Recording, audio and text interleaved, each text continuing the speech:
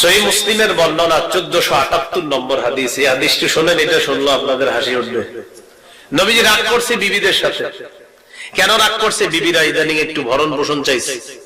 বলছে, দেখেন ইয়া রাসূলুল্লাহ, ইসলামের তো এখন মাশাআল্লাহ ভালো অবস্থা, আপনাদের অনেক বিজয় হয়েছে, গনিমতের মালও পাইছেন, আম করে একটু তেল সাবান দেওয়া যায় না? মানে আপনার আবার মাথায় এটাই নেন না যে আগে মনে হয় কম দিত, আগে দিতই না। কিভাবে দিত না? হাদিস শুনলে বুঝবেন। আম্মাজান বলেন, এক চাঁদ দেখতাম, মাস শুরু হইতো, মাস শেষ আরেক চাঁদ, আবার মাস শেষ আরেক চাঁদ। ও পৃথিবীর মানুষ, আকাশের 3টা চাঁদ দেখতাম, আমাদের চুলায় আগুন জ্বলতো না। তো আম্মাজানরা বলছে যে আমাদেরকে কি একটু ভরণ পোষণ দেওয়া যায় না, একটু তেল সাবান? নবীজি রাগ করছে, আমার কাছে এগুলো চাইছে কেন? তো আমি এটা বুঝাইতে চাইলাম আপনাদেরকে, আম্মাজানরা যে চাইছে তাদের চাওয়াটা যে অনেক বড় ছিল এমন না, হালকা যা হুজুর একটু কি দেওয়া যায় না? নবীজি রাগ করছে।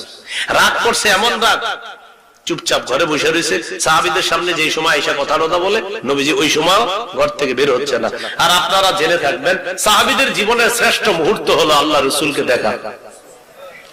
এখন নবী আসে না, ঘর থেকে আসে না, সাহাবীদের মন খারাপ। সবাই গিয়ে কি করছে? ঘরের দরজার সামনে বসে রয়েছে,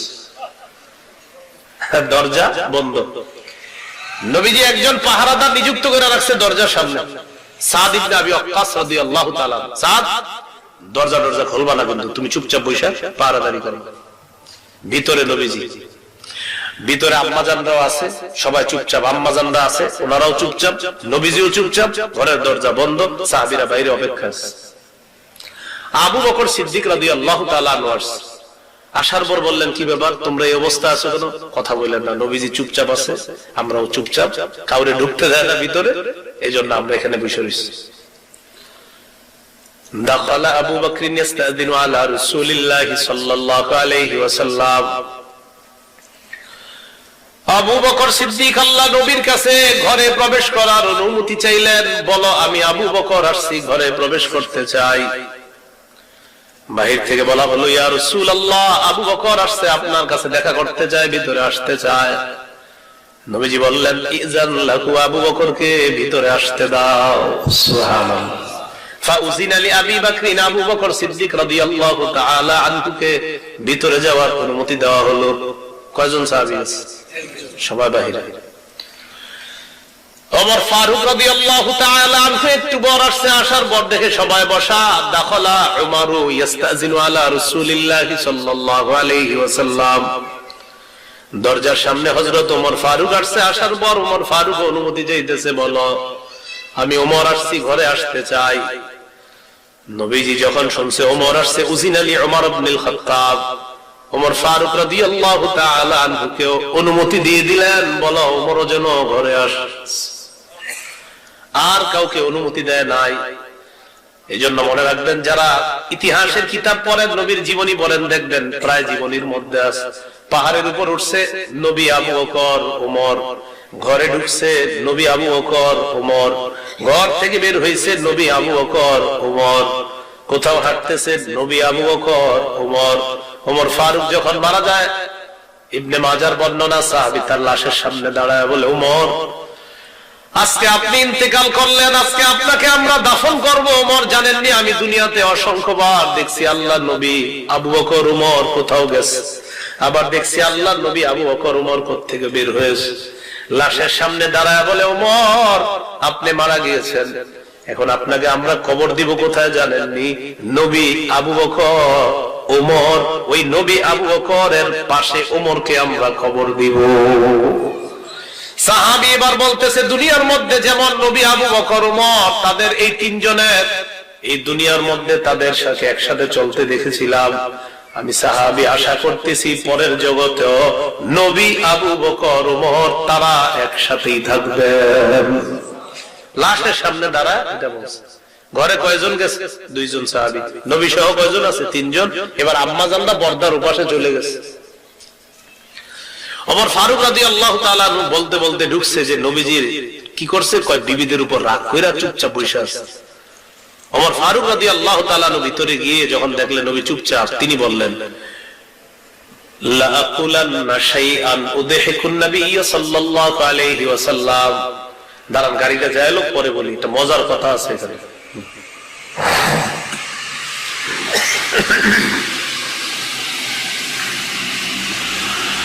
ওমর ফারুক রাদিয়াল্লাহু তাআলা আনহু বললেন, এখন আমি এমন একটা কথা বলবো যে কথাটা বইলা নবীজিরে হাসায় দেব। কি বললেন? এমন একটা কথা বলবো যেটা বইলা কাকে হাসায় দেব? নবীজি। এবার হঠাৎ বলতে লাগলেন, ইয়া রাসূলুল্লাহ লাউ রাআইতা বিনতা খারিজাতা তাসআলুনি নাফাকা। হুজুর, আপনি যদি খারেজার মেয়েরে দেখতেন, খারেজার মেয়ে মানে আমার শ্বশুরের মেয়ে, শ্বশুরের মেয়ে মানে কি? তার নিজের বিবি।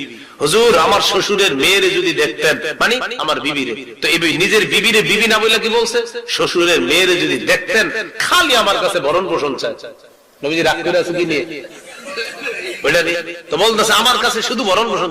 নবীজি তাকাই চায়, তারপর নবীজি বলতেছে, তারপর হুজুর ভরণ পোষণ খালি চায়, এটা দাও ওটা দাও। আমি কি করলাম? কুমতু ইলাইহা, তার কাছে গেছি, যাওয়ার পর ওয়াজাতু উনুকাহা, একদম গলাটা চাপ দিয়ে ধরছি। তো এই যে আপনারা একটা হাসি দিছেন, নবী যখন শুনছে গলা চাপ দিল, তুমি গলা চাপ দিছো, নবী যেটা হাসি দিছে একদম দাঁত গুলা বের হয়ে গেছে। তোমার ফারুক রাদিয়াল্লাহু তাআলা আগে বলছে আমি নবীজিরে হাসায় দিব, এমন কথা বলবো।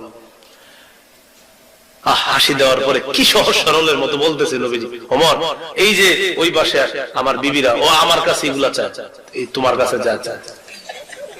ওমর ফারুক তো আগে যাই না, আসছে বাইরে থেকে বিষয়গুলো, তোমার কাছে এরকম চাইছে না, আমার কাছে এগুলা চাইছে, জানো? বলে কি খালি দুনিয়া দাও দুনিয়া দাও। আবু বকর সিদ্দিক রাদিয়াল্লাহু তাআলা ওইটা আম্মা জান আয়েশা সিদ্দিকার কাছে গেছে, ওমর ফারুক গেছে হাফসা রাদিয়াল্লাহু তাআলার কাছে। যাওয়ার পর কি করছে? নবীর সামনে গলা চাইপা ধরছে। মেয়ে তো দুইজনের, হ্যাঁ, নবীর কাছে এমন জিনিস চাও যা নবীর কাছে নাই। তখন তারা বললেন, আল্লাহি লা নাসআলু রাসূলুল্লাহি সাল্লাল্লাহু আলাইহি ওয়াসাল্লাম মা লাইসা ইনদা।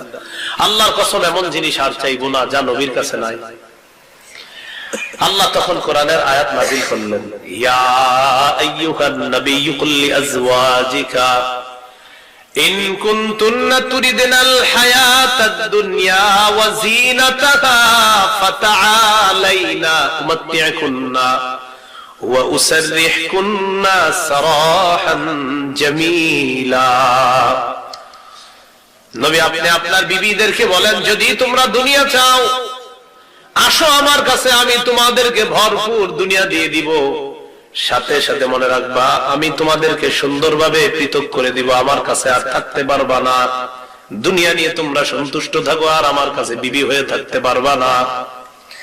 ওয়াইন কুনতুন্না তুরিদনাল হায়াত ওয়াইন কুনতুন্না তুরিদনাল্লাহ ওয়া রাসূলাহু ওয়াদ দারাল আখিরাহ, আর যদি আল্লাহ চাও, রাসূল চাও, আখিরাত চাও, ফাইন্নাল্লাহা আ'আদ্দা লিল মুহসিনাতি মিনকুন্না আজরান আযীমা।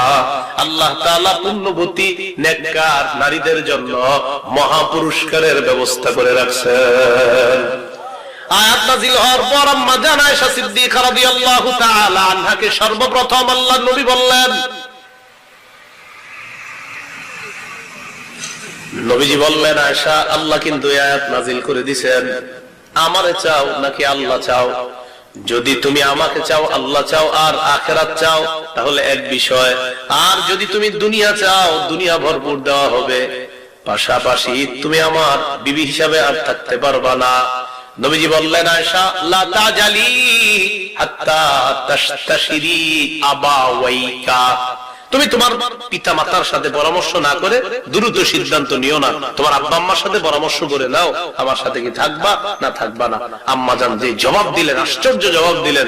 আম্মা জান বললেন, আস্তাশিরু আবাওয়াইয়া ফিকা আফিকা আস্তাশিরু আবাওয়াইয়া, হুজুর আপনার ব্যাপারে পরামর্শ করব, এটা আপনি কি বললেন? আখতারুল্লাহ ওয়া রাসূলুহু ওয়াদ দারাল আখিরাহ, দুনিয়া চাই না, আল্লাহ চাই, রাসূল চাই, আখিরাত চাই।